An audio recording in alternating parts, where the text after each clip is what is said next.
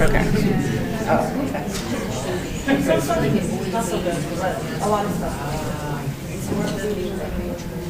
Hi, everyone. Welcome. Thank you for joining us on this beautiful spring day. I'm dressed for spring. So welcome to the Holloway series for spring 2024. I just want to make a couple announcements for future readings. Latasha Nevada Diggs will be reading on April 10th, and then Tim Wood will be reading April 17th. So I hope you come and join us again for those readings. Tonight, I'm really super excited. I'm a super fan of Jackie Wang, so all of you are in for a treat. But before she reads, we have an amazing PhD graduate student of English, Nica Franklin, who will be reading first. He is a first year here, and he'll be reading for 10 minutes, and then afterwards we will have Jackie Wang read. Books are also being sold in the back. Please purchase coffee. Jackie will hopefully sign books, yes, at the end. And after Jackie's read, there'll be 15 minutes of Q&A. Okay? All right. So first up is Nica Franklin.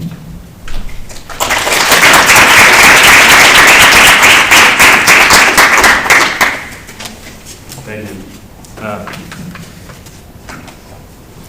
I'll read a few poems quickly. Babel. Say under land are remembered in muddy rushes, slows. Next to nothing migrates up.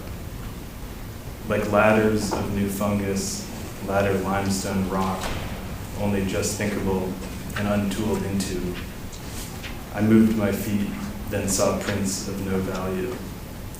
I was born and did not speak. Took taking place in increments. Speech in the specks of sounds I forgot how to make. Machine, animal, grabbable.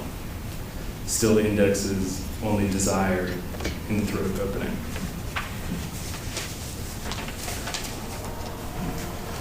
I used to write a lot of poems about walking, talking and walking. This is one of those. Thaw. Across Salt Meadow, creeks spring tides, flooding. Lately, at the last reaches, I had picked along and took notice where creek becomes brook, where all creeks look the same. Sedge grass on mud, falling in. Of all the words in the marshes, I said creek.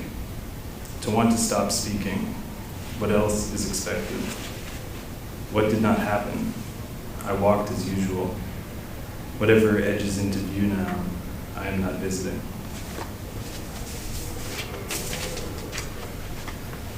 In a confusion of bed and books. I do nothing I want, and each thing I don't want. Others desire. After, I'll know half myself, no relatives, and who it is who is sleeping near me. I'll walk back into this room, the mirror, the seat, the frames hanging, the one the same as every other, and like a love, sharp chords storm from our flung notes normally, those which you mistake to leave sung. What is my apology? My lungs are two black rocks. I do nothing, yet I am, I can, I said.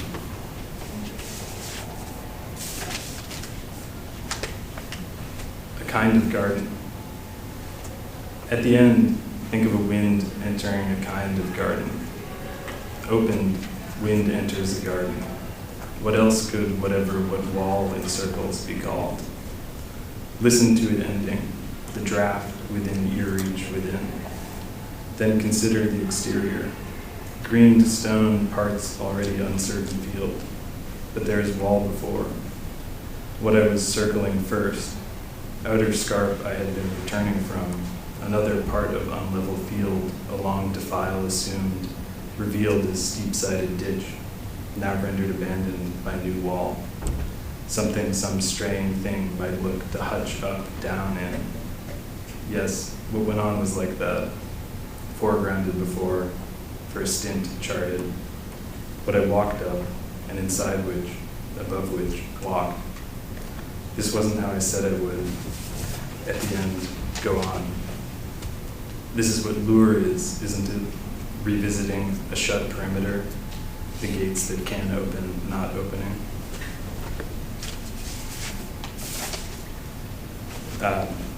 This next poem is called Tact. I'd rather not walk through the garden again in summer when the marsh is being burned, is burnt up. That place is nothing.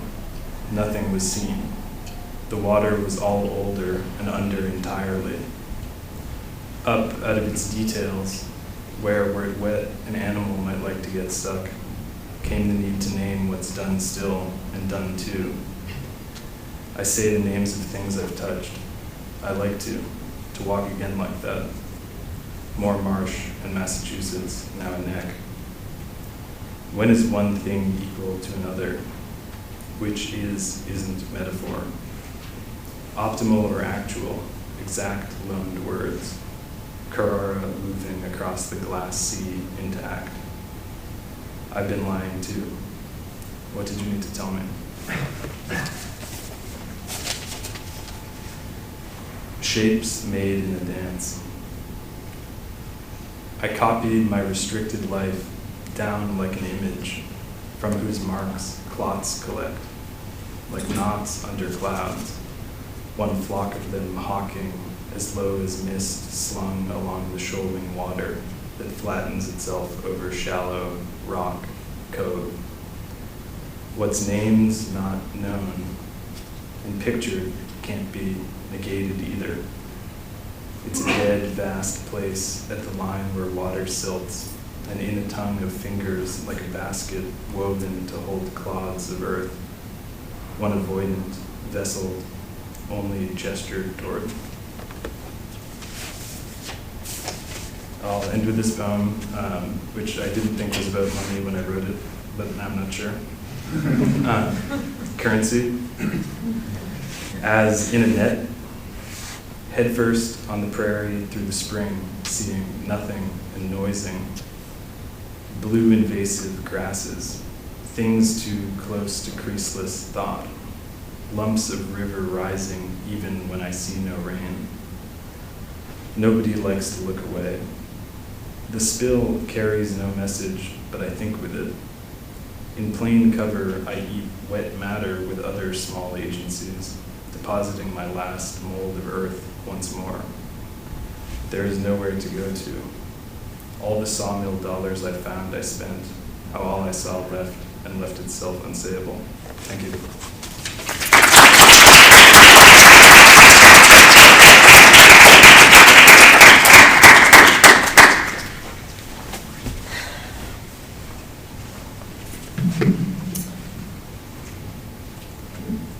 Hi, so rumor Dowling, a PhD student here, was supposed to introduce Jackie, but something came up, so I'll be reading his beautiful introduction on his behalf. Jackie Wang cast a spell on me. What is her magic? According to one tradition, magic, as Kafka writes, quote, does not create, but summons. Magic is a kind of call of nomination. Perhaps the kind of call out I feel when reading her, quote, preliminary notes on the Marxist white boy recognition system, end quote. When, quote, all I could think about is escaping through drugs, end quote, unless, quote, Kant shows up. And then Kant, summoned, shows up, as is wont. Or is it the call of intimate recognition that occurs when she writes a quote, the withholding demeanor of the one who feels truly alone? whose gaze, quote, will always be mistaken for scorn. Why? Quote, because there is silence. For Wang, like Nietzsche, who wrote, many suns revolve in the void. To all that is dark, they speak with their light. To me, they are silent. The sun is mute, for, quote, there is nothing to say. Yet this is not the silence apprehended by Dante in his Descent, that place in hell, quote, where the sun is silent, or the Agam of Milton's Samson, for whom, quote, the sun is dark and silent as the moon. According to another, quote, more luminous tradition of magic, the sun is that which calls not to summon or speak, but rather to restore us to the unexpressed. We are saved for silence. Quote, paradoxically, it is the desperate fact that the practice that would matter is barred from which grants to thought a breathing spell it would be practically criminal not to utilize, says Adorno. This is the quote-unquote breathing spell granted by Wang's poetic breath. For nature, like life, quote, is mute, and art seeks to make that mutedness palpable, end quote. This spell is an occasion to sound. As Anneliese reminds us through a recent reading of Hartman, a certain, quote, aphasia of the subarticulate stratum of life. Within the silence, Wang reverses the direction of her spell. Quote, I could only hear the call of the stones, end quote, to my ear. This is the same spell that Byron felt when he vowed to, quote, teach, if possible, the stones to rise against earth's tyrants, end quote. The spell that Marx felt in his early commitment to, quote, teach the petrified forms to dance by singing them their own song, quote, and that Robin Kelly today feels in his vision, quote, to turn rubble and memory into the seeds of a new society.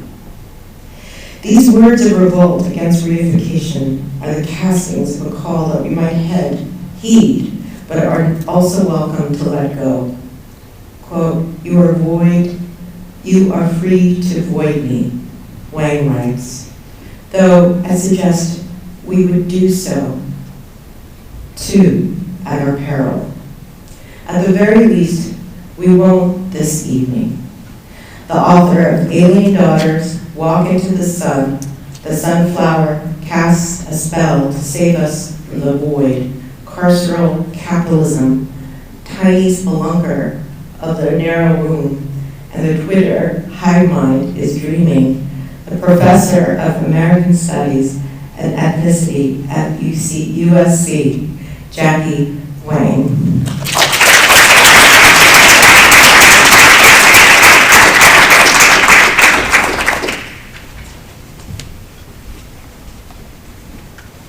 Wow, that was such a beautiful introduction. I almost feel like I should just have Kathy read my poetry for me, because that was so beautifully delivered as well.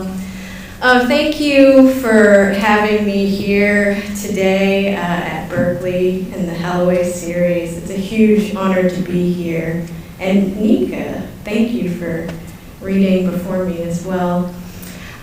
So I'm going to read a little bit from The Sunflower Cast a Spell to Save Us from the Void, and a poem from Alien Daughters, Walk into the Sun. Even though it's an essay collection, I snuck some poetry in there, even though Semiotext doesn't publish poetry. You just gotta just put it in under the umbrella of essay collection. That's the secret. All right, so this opening poem is Death as a Survival Technique. The world is warming and we humans are to blame. In the future, the world will only hold one person, therefore everyone else must die. It is for this reason that I find myself in a Hunger Games caused by global warming. Everyone knows there can only be one survivor.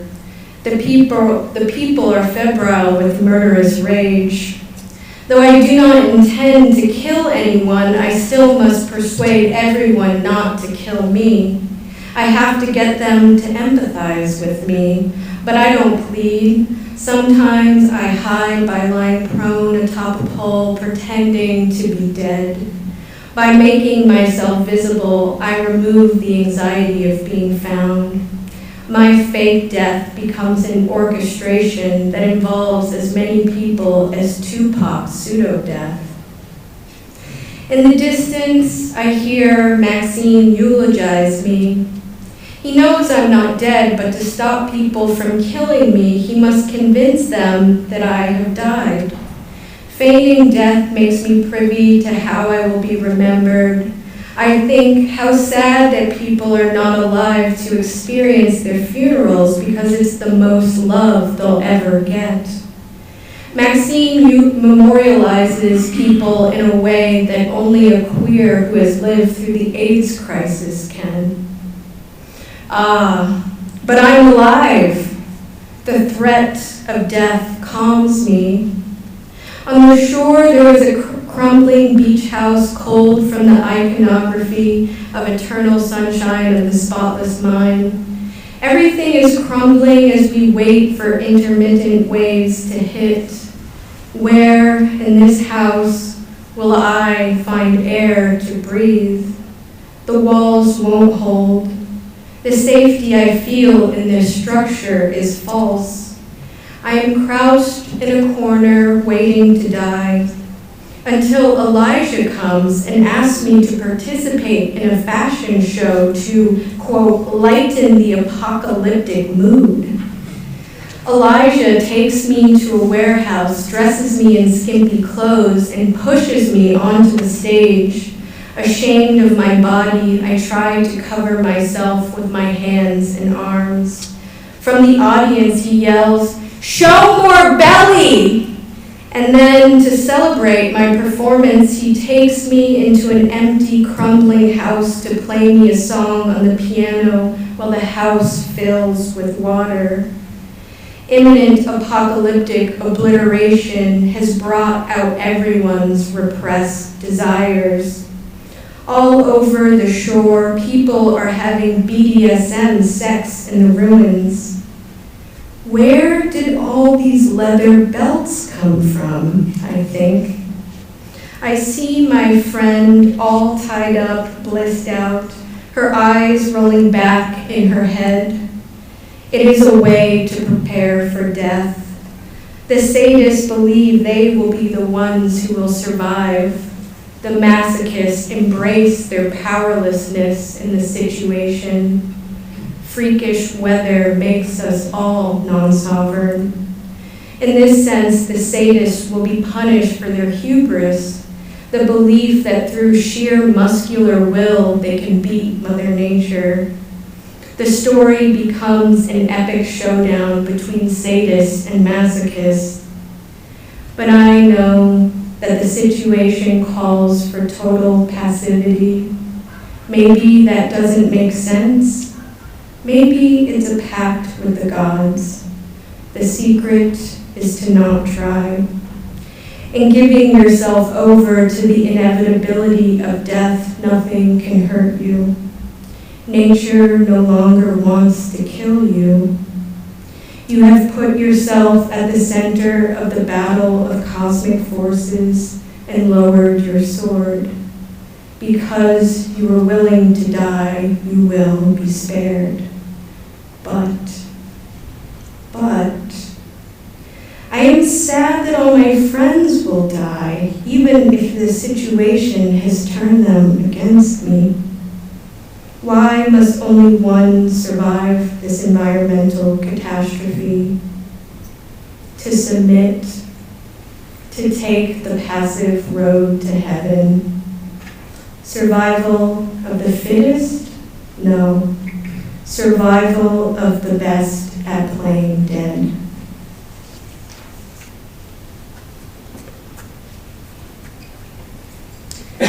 This poem is called Creatures Abandoned by Time. Honestly, I don't know if I've ever read this poem at a reading before. I was just like flipping through this book. I'm like, why not read a new one? A new old one, since it's an old poem. Creatures Abandoned by Time. Everyone wants to be how they are not. Everyone believes they are who they are not. I took a break from my blog only to direct all my energy into journaling. Notebooks fill up. You can't imagine how much attention I give the worm on the sidewalk of LA, or the tree of coral inside my dream. Because I don't know how to be in the world, I don't know how to write toward you.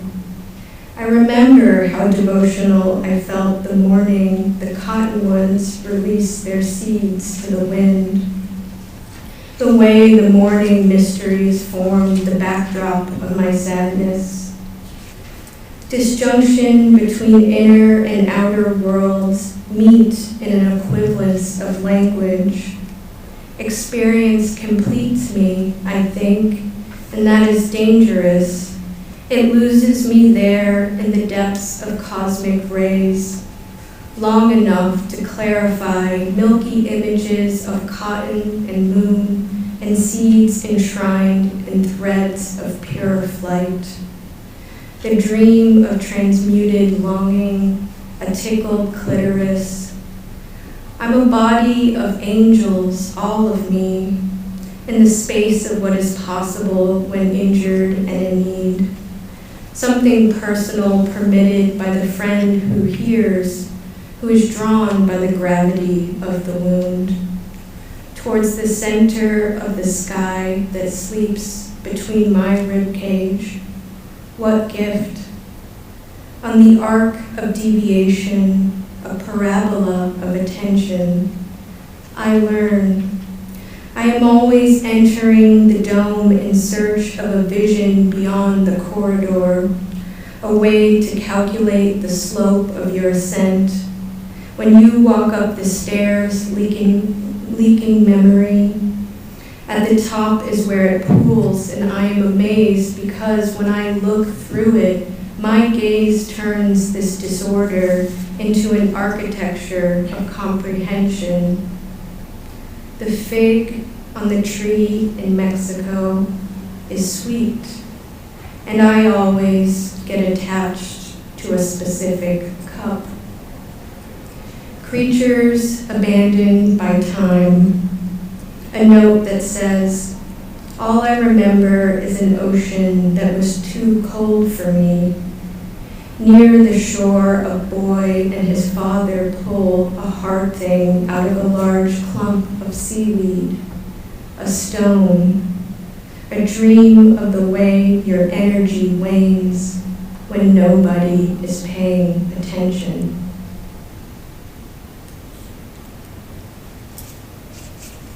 This poem is titled Waiting for Girdle.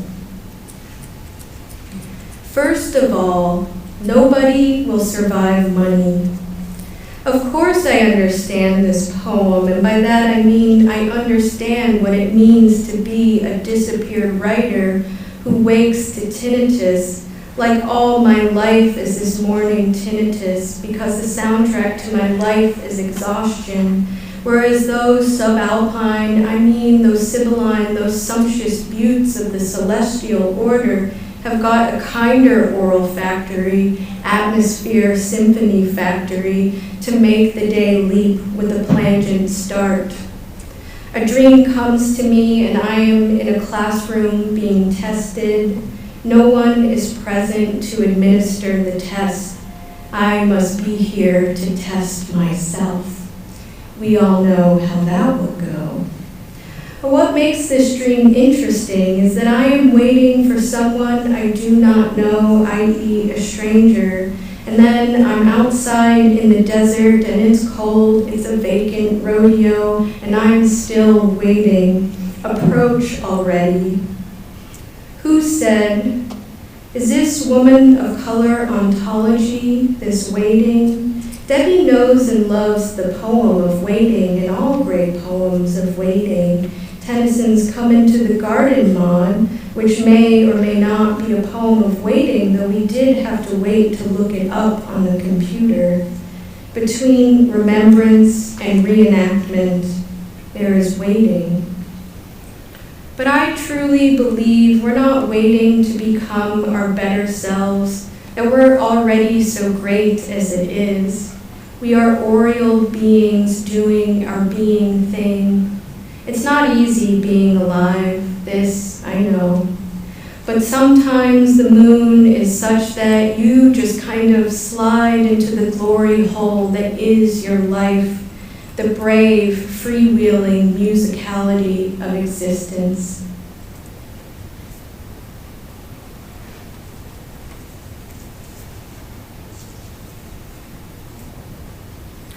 Let's see here, I'm like, maybe I'll do another one that I haven't read before.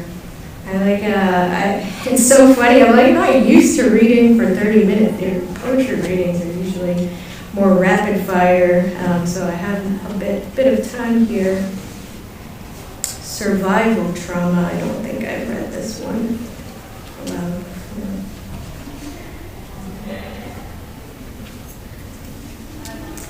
Survivor trauma. When I woke up, my back aching on a pile of clothes in the ramshackle semiotext apartment, it was hard for me to come out of the dream state. I liked the person I was in the dream. I lived on an island that was in the path of a storm. We all felt it coming and waited for the tsunami to swallow us. Something inside me turned, and suddenly I was brave and decisive. I began to direct the frightened ones. I said, when the wave comes, we will close the first door, then the second. The first will break the wave's impact, and the second will hold back the water. Then we will run to the back of the hallway and wait. When the house begins to fill with water, we will leave the house through a window so we do not drown. Do you hear me? I asked the frightened ones. They were comforted by my certainty that we would survive. But I knew that the only way to survive was to not think about whether or not we'll survive and to only do what will immediately contribute to our survival. In the dream, I was someone clear-headed and focused under pressure. The problem didn't consume me. All there was to do was solve it. When the water came, it brought a dead woman who was hysterical about the loss of her 19th century daughter. The island house was haunted by the ghost of the little girl who floated around the rooms in pea green pajamas. The girl had died at birth, but the mother raised her ghost until the girl was old enough to move on. That is, when she reached the point at which children form memories. The girl left. The mother was devastated. She upbraided us for surviving. You think she's less real because she's a ghost? The mother said to us with bitterness. She's no less real now than when she was material. Though the girl ghost has moved on, she is alive in her mother's sadness. Okay, so the last poem I'm going to read from the Sunflower collection. And I told myself that after Alien Daughters Walk into the Sun, I'm not going to have any long book titles because people are like, oh, what, they never remember, like, yeah, the Sunflower book, the Alien book. Yes, Sunflower book, Alien book. Yeah, you got it. This poem is titled Masochism of the Knees. Who is the girl forced to kneel on dried chickpeas to atone for the sin of being alive? In the dream, blindfold and bandage are one. My hands go numb as I carry dried chickpeas. In my head, there's a voice that says, naked forest, and a tiny photograph that is passed between hands in the dark. Why does the girl on the floor of the world, why doesn't the girl on the floor of the world talk? Because she's a wound on the earth's hide, not mouth. Do you understand? Wound, not mouth. It's funny, I'm like, ooh, I changed it to why does she talk? I feel like that was a Freudian slip there. No, she's talking on the floor. All right, so this last poem I'm going to read is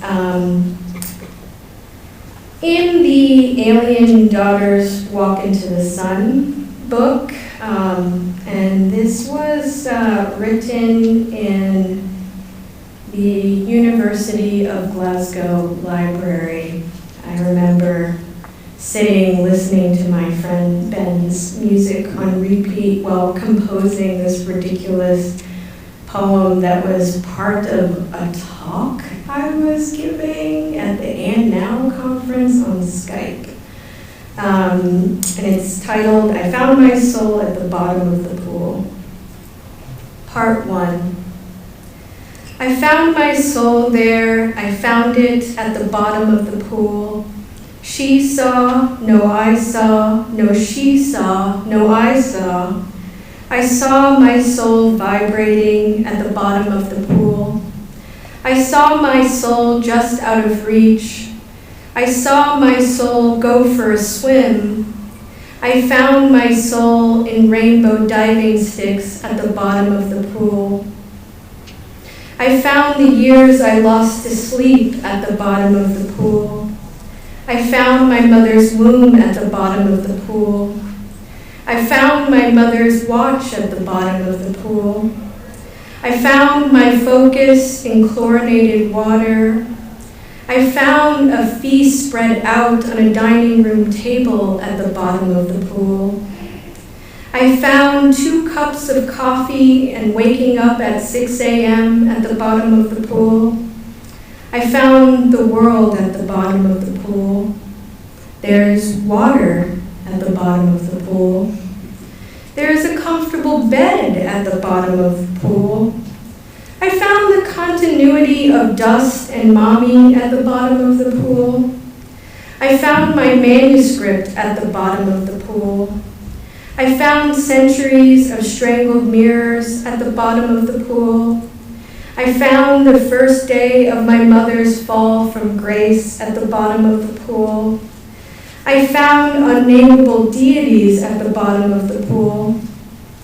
I found particles of my past repeating themselves at the bottom of the pool. I found Nietzsche at the bottom of the pool. I found directions on how to say no to your tongue and walk away at the bottom of the pool. I found the reason why it is so easy to forgive everyone except myself at the bottom of the pool. I found the mystery of gravity at the bottom of the pool. I found myself untamed and inside the feeling at the bottom of the pool. At the bottom of the pool, there is a basket of loneberries. At the bottom of the pool, there is the spreading out and becoming full of the pool. The pool is tautological. The pool is at the bottom of the pool. The pool is a hum that settles blood and everything terrible. At the bottom of the pool, there is the choice to get mad or just be a silent witness. At the bottom of the pool, there is a house that can't get rid of the stench of animals. At the bottom of the pool, there is a body that inhabits itself without the fear of being common. At the bottom of the pool, there is a rocking chair and an old woman in it, waiting for her friend to return. At the bottom of the pool, there is a way back to the fever pitch of receiving your letter.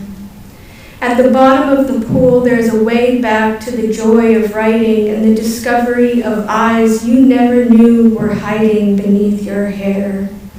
At the bottom of the pool, there is an eye opening for the first time, a furry creature prodding its babe alive. I am creaturing at the bottom of the pool.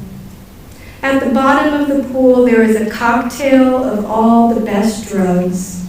At the bottom of the pool, there is here. At the bottom of the pool, there is a way to be here. At the bottom of the pool, there is a toilet, and the toilet is a portal to heaven. Part 2. The Haymarket Oracle whips her hair to the beat of the bleeding toes. We are as we should be, she says, even after swaths of our inner topographies are swept away by the flood. Be quiet and admire the way other people strain to exist. Let there be nothing inside your head except the image of women walking into the sun. You're looking for a fancy way to shoulder the night while knowing nothing of the night you wish to speak. The way the undertones chime like the voice of a distressed woman on the phone. The woman on the phone says the red dress crumpled and limp on the wet street is what it means to suffer as a daughter suffers 14 hours a day. Her phone is not plugged in. And on she goes about how she would like to crawl into the dress and sleep and sleep and sleep for a fierce arrival tomorrow. I am a blackberry covered in spider webs, she says, but all you take away is a passing impression of being caught. I am a shrill bride anxiously anticipating the moment of negation, which is also the moment of being made into someone normal enough to be a lawyer. What do you know of the way lawful people count the days left to have a baby? Or the way people devote themselves to being vegan or a poet because they're not normal enough to be a lawyer? Let them laugh a little because they are sick and need to feel unrestrained. The sun is rising over the hill and there's no question about it. You have reserved your tenderness for the wrong people, for the people who deserve it least. Oh, Haymarket Oracle, will you be a reason for me to take note of where I am? He'll never love the crack in the way the world flows out of it as blood spurts from the mouth of the one who is a little too excited after having spoken to God. A world vibrating in the body is a way to know God, a gold coin glowing at the center of a damp street. Or the way you knew at the end of the night that the truth of God was to be simple and kind to yourself. The gift of the word has been given to women who are not afraid of the rapture of turning themselves inside out. You weren't afraid of dying, but only of being ejected from your life while alive.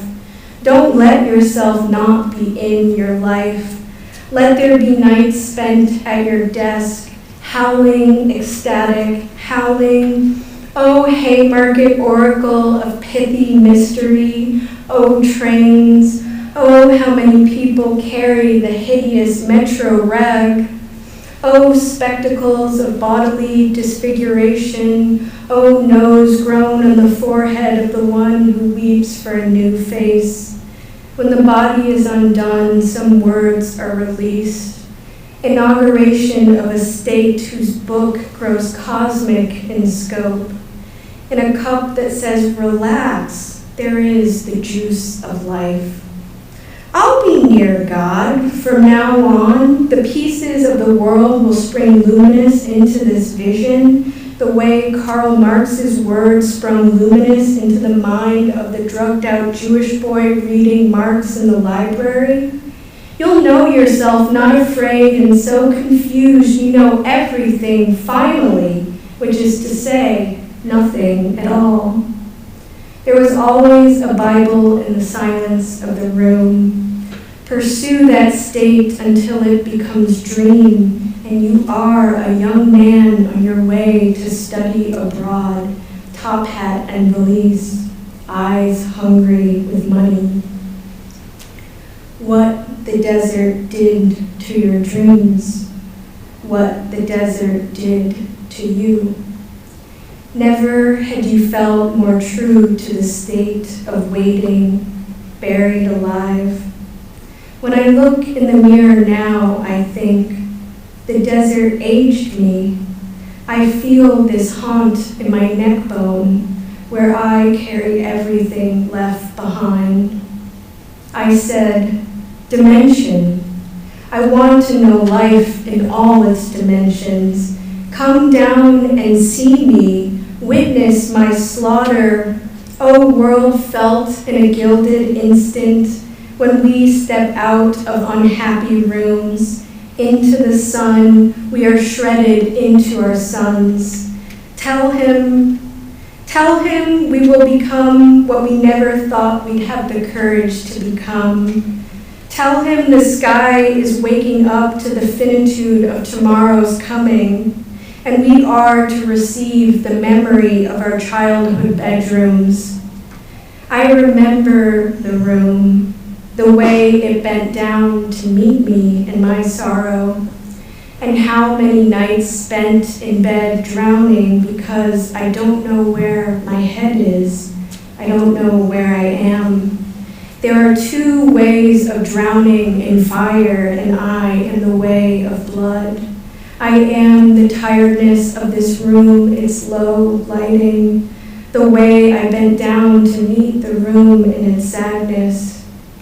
You are the hypocrisy of light when your soul is dark, the sanguine countenance that betrays your inner disorder.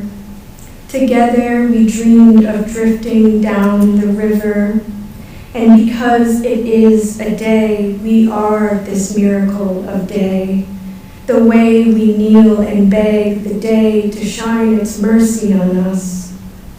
I was drawn to what I believe was his self-possession, and I use this to punish myself. Because I will never be a man, I'll return to the Caspian Sea with a book on how to begin. Out of this we are born.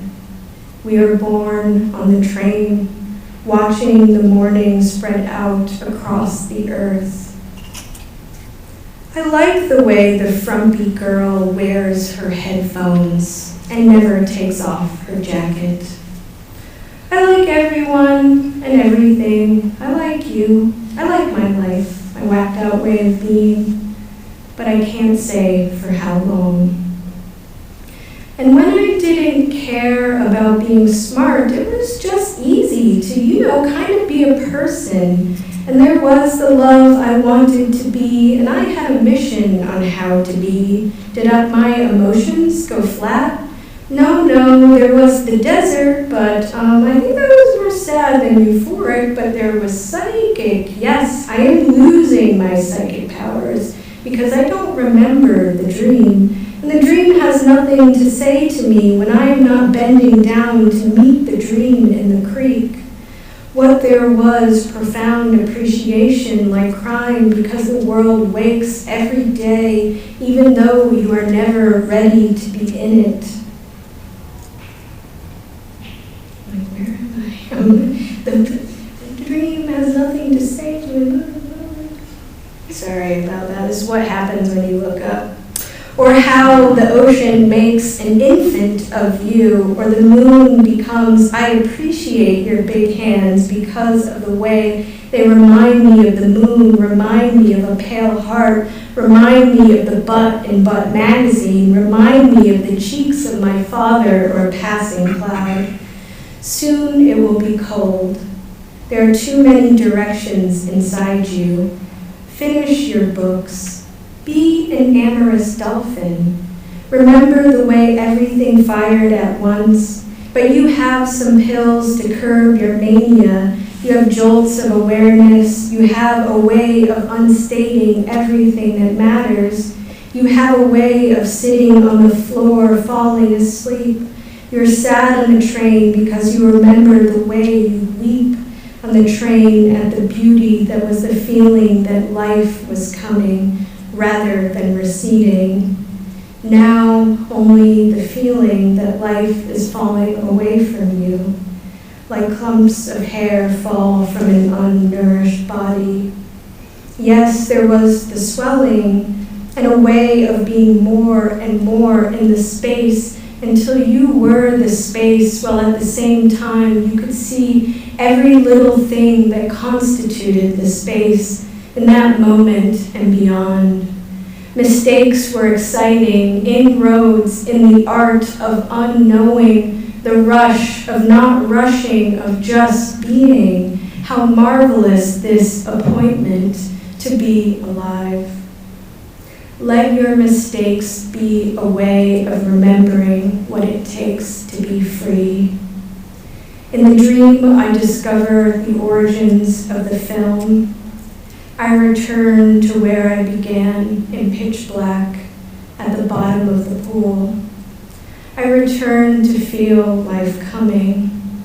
I return to where there is still someone waiting to meet me and be changed, to where the mystery of lost objects is audible. Yes, I live inside this feeling of embarking, and I have finally come to terms with the fact that I will never be the kind of person who can read on airplanes. Actually, that's not true anymore. I do. Accepting this, I let myself daydream of inverted skies. In transit, the world is too large for demands to narrow my attention. My life becomes distinct and spontaneous. I go to the place where I become pure transmission, transforming, sensual, and holy at the bottom of the pool. Thank you.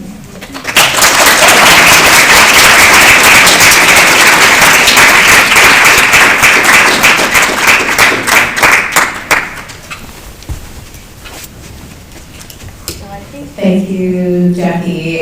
So that was incredible, especially that last poem was wonderful. So we're going to open up, we're going to have some questions for Jackie. I think we have, you want to sit here, or would you rather?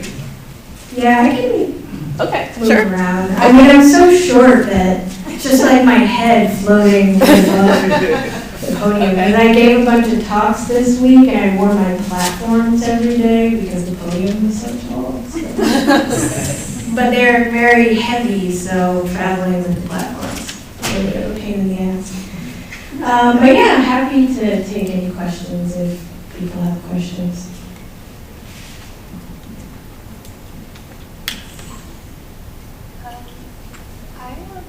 I would love to know how you think about maybe like narratively or kind of almost like the story-driven quality of the poems you read. Because I find you're setting up like these scenes, these characters, yeah. Yeah, that's a good question. So all of the poems in the Sunflower Cast a Spell to Save Us from the Void come from dreams. Dreams have, you know, a hilarious arc to them often. So really, I feel like I can't take credit for the scenes that I set up in there. I just have a very rigorous practice of documenting my dreams. So I just let my unconscious guide the composition. I'm trying to think. I mean, it's kind of tricky because a lot of them are narrative poems, but dreams are a very particular kind of narrative because of the way that dream logic works. So this is something that I found as I was trying to edit the poems, is you have to not try to smooth over those logical leaps because there's a collapse of cause and effect in your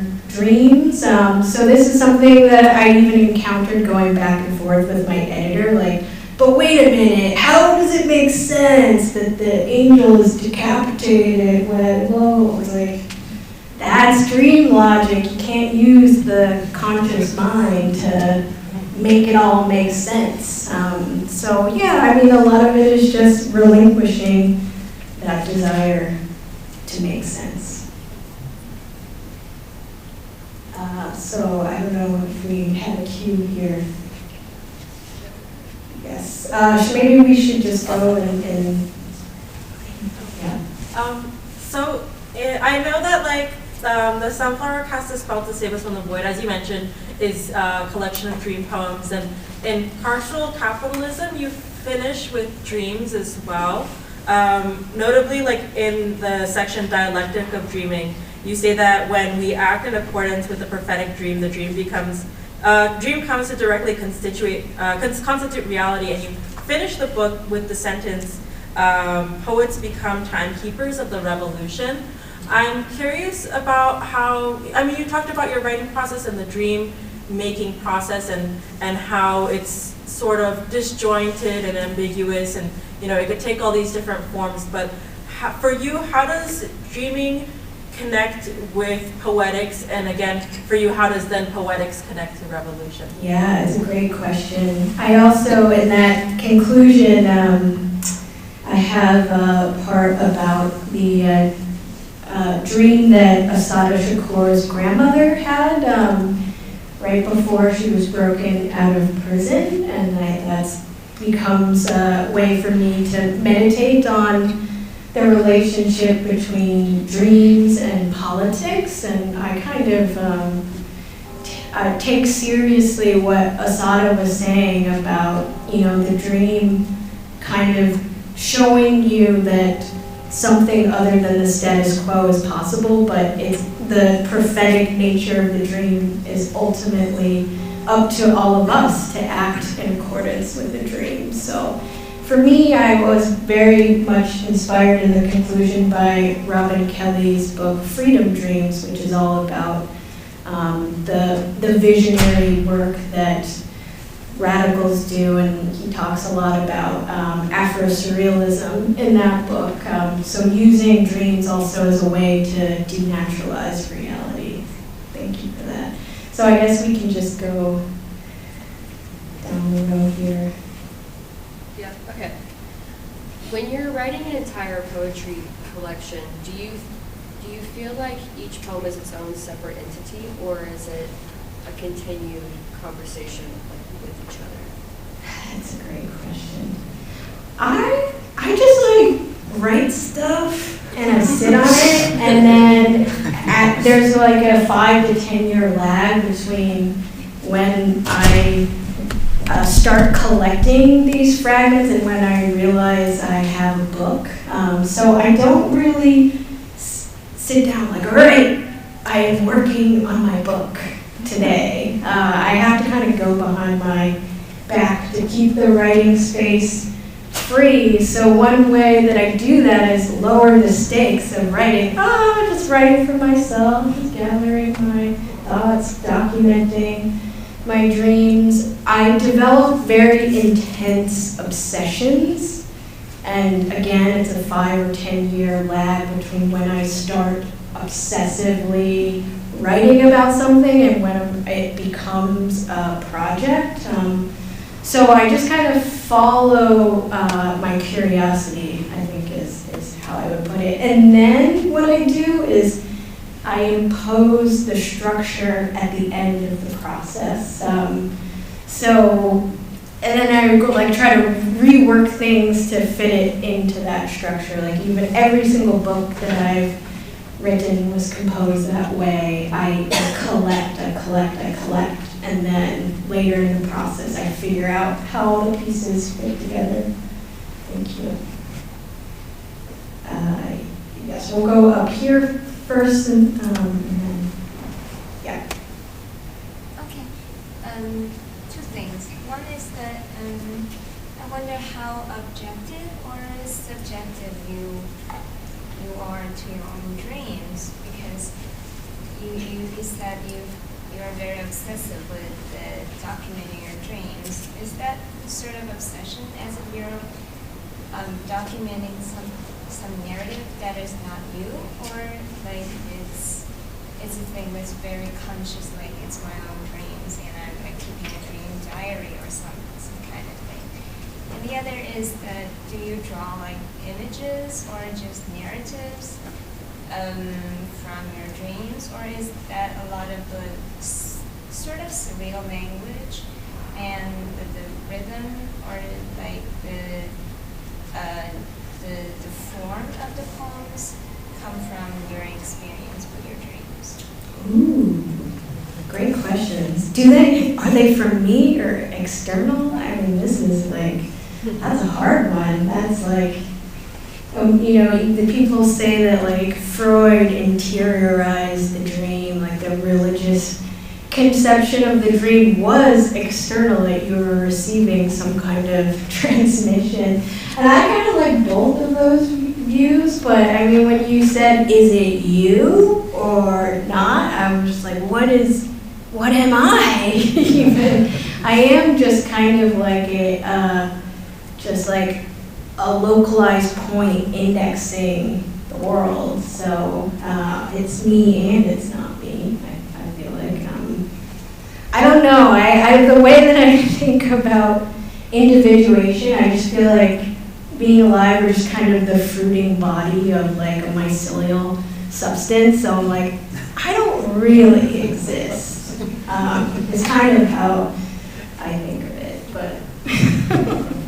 And then the form question it's a funny question, because I used to live tweet my dream recall, and this was when there was like,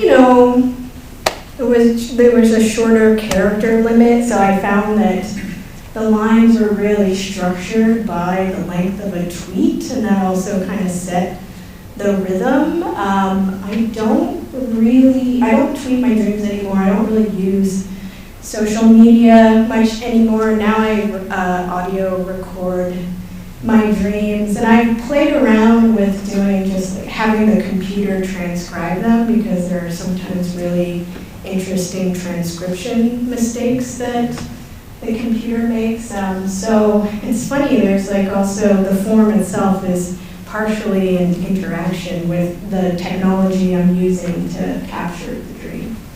Thank you. So we can go back here and then we'll go across. Especially when you're talking about the process of writing, how do you feel you are as a writer? Do you feel that you are very critical of your own writing when you're going through the writing process? Do you feel like you're encountering a lot of revision and struggle to revise it to what you dream it to be? Or do you feel that once you have something written and you're writing it down and you're putting it on paper and it just comes to life, do you feel like it stands on its own and that's what it is? I'm kind of a first thought, best thought person, but a part of it is that I get very attached to the way I first hear something. So even reading some of these poems that I edited that deviate from how I first heard it, sometimes when I'll read them aloud, I will revert back to how it sounded to me the first time. And I'm really ambivalent about this, because there's a way in which we can get attached to the first draft, and it's not, I mean, we could like push the poem further, but there's a kind of emotional attachment to the first draft. So I'm trying to work on that and work through my aversion to revision. But part of it is that I like the experience of writing itself, and I don't like how it feels to revise. And I just kind of like almost feel like, all right, I wrote it, and then I just move on. This is like very much part of my process. Yes. Just Just like super broadly, and you kind of touched upon this a little bit. What is your writing practice like? My writing practice is I will put my phone in a lockbox and block everything on my computer. And then I have people who are like, I'm trying to get a hold of you. Where the fuck are you? Like, I'm writing. I need extremely like monastic conditions to write. So yeah, I have an app called Cold Turkey Writer that blocks everything on your computer except a very basic word processing app. For all of my books that I've published, I wrote everything longhand first.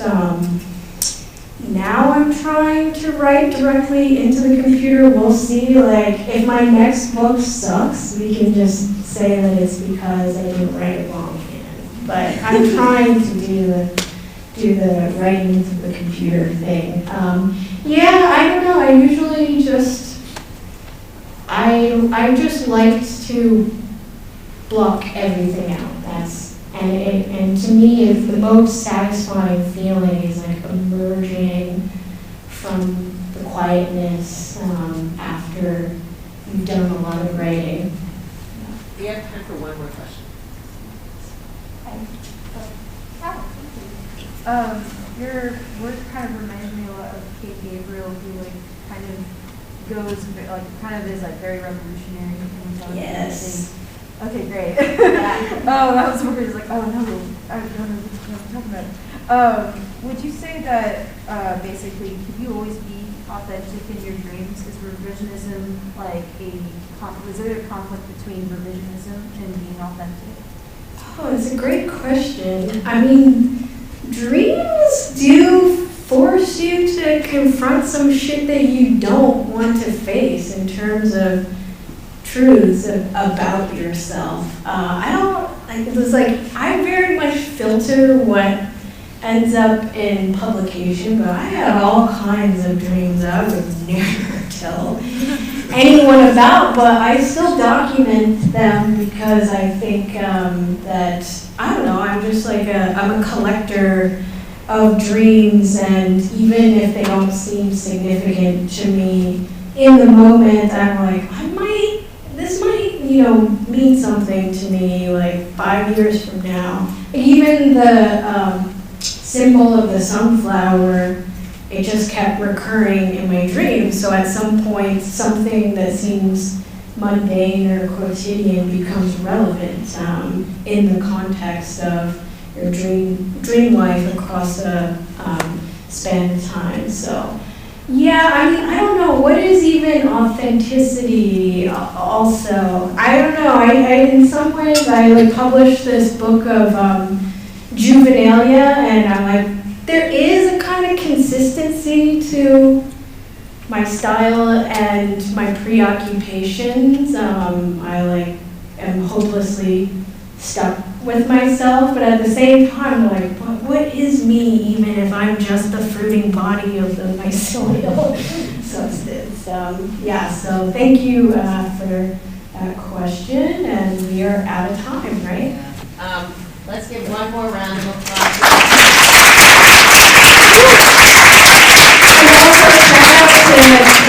Gabriel's work, which is amazing. We did an event together, and there were so many resonances. We were both like, yeah, Batai and dreams. So, yes, thank you. All right, I'm around. Come say hi.